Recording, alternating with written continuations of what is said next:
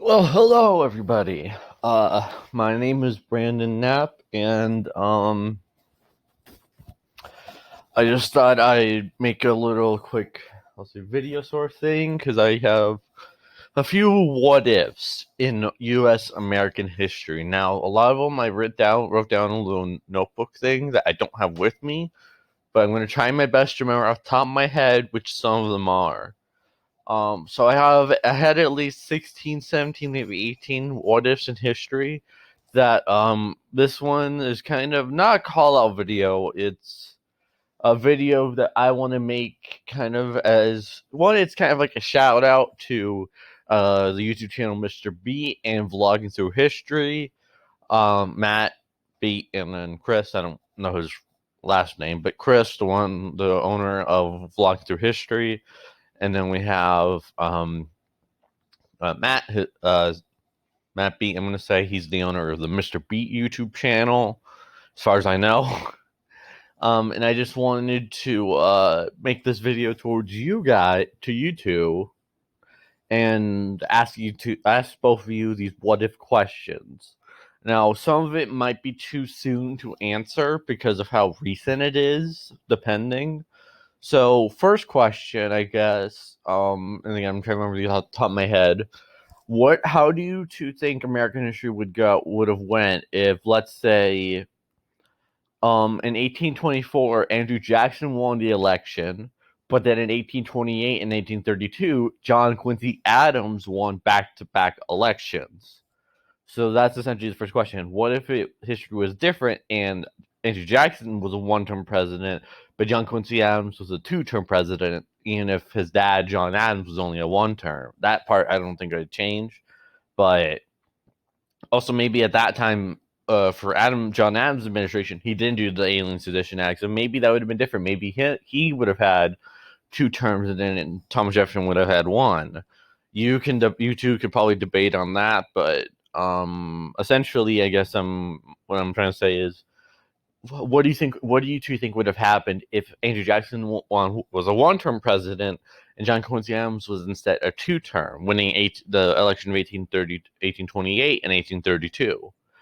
And would that have meant that Marvin Van Buren never became president if that was the case? Or would that have meant that Marvin Van Buren would have challenged John Quincy Adams in 1832, after Andrew Jackson lost his reelection attempt to John Quincy Adams? If Abraham Lincoln was assassinated, do you think the presidential reign or whatever of Andrew Johnson would not have happened?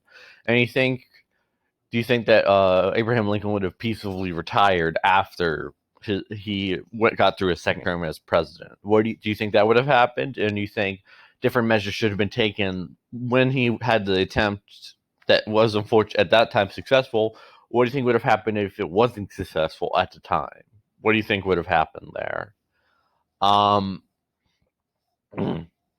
then I'm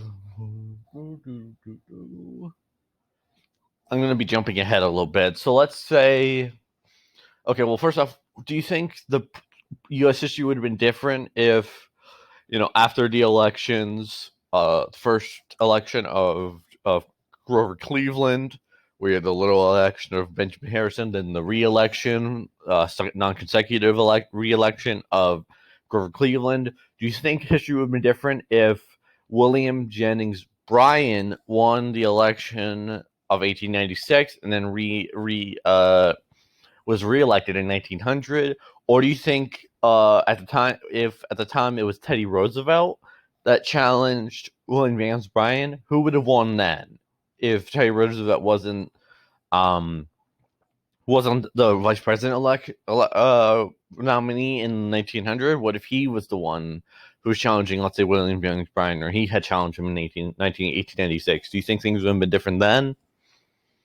And then let's say it was the 1912 election. Would it have been who would have won I think this might be an obvious answer maybe for both of you, would have been Woodrow Wilson, ugh, or would have been Teddy Roosevelt, who won the presidential election of 1912. If William Howard Taft had just disappeared, not died, not like that. Don't take it like that.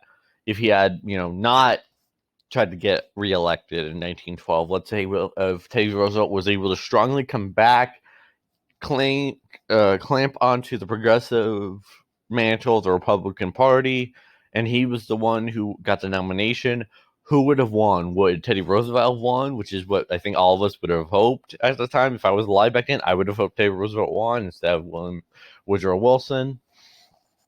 What is it? Oh, I guess next what if John F. Kennedy wasn't assassinated, or if he did not get assassinated, one, this is debatable, would we have been better without Lyndon B. Johnson, or is it still better that, obviously we wouldn't want any president to be assassinated. At least I don't think we would.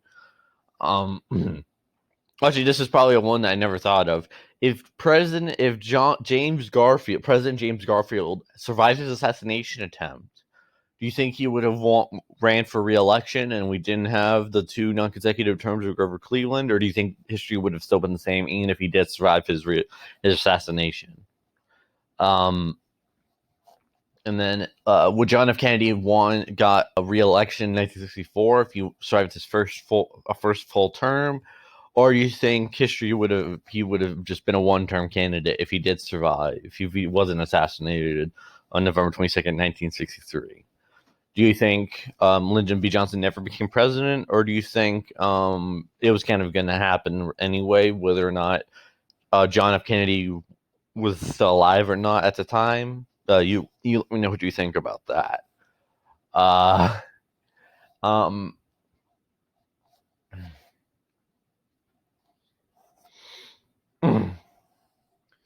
And then if Watergate never happened, one, would Gerald Ford never become president? Would we have not had that point in history where Gerald Ford was president until he lost his official election campaign in 1976 to Jimmy Carter? Or do you think Richard Nixon would have then would have retired essentially after his full second term? Or do you think let's say the Watergate, I guess it's basically what if the Watergate scandal never happened? Would Richard Nixon still be president until 1976? And then either Gerald Ford then or Jimmy Carter, I guess then, would still go against each other in that election? Or do you think Gerald Ford would have not been there at that time? Do you think someone else would have taken his place, like Ronald Reagan, before I see Ronald Reagan would then challenge Jimmy Carter?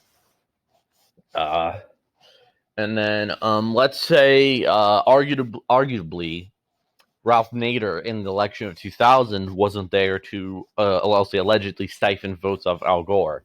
If it was just a strict election, let's say there wasn't so much contention with Florida specifically, who do you think would have won? George W. Bush or Al Gore? And then what if Howard Dean was the nominee in 2004 against George W. Bush? Who would want? Howard Dean or George W. Bush? Let's say John Kerry was not a part of it at all. It was Howard Dean who was the nominee in 2004. And then this one's a bit early, I know, to think about. But let's say the 2016 election, instead of Trump, I guess there's 2 questions here. Who do you think would have won the election of 2016 if it was Ted Cruz versus Hillary Clinton or Jeb Bush versus Hillary Clinton? I know it's really early to think about. If one of those two, instead of Donald Trump, was the one who was facing Hillary Clinton in an election in 2016, who do you think would have won? I know I don't know if either of you are going to see this. Please, I want to get your opinion. Do you think Jeb Bush would have won the election in 2016, or do you think Hillary would have won that at the end, or would Ted Cruz or Hillary Clinton win the election in 2016 if it was Ted Cruz or Hillary Clinton? I would love to hear your opinion. Have a good day, everybody.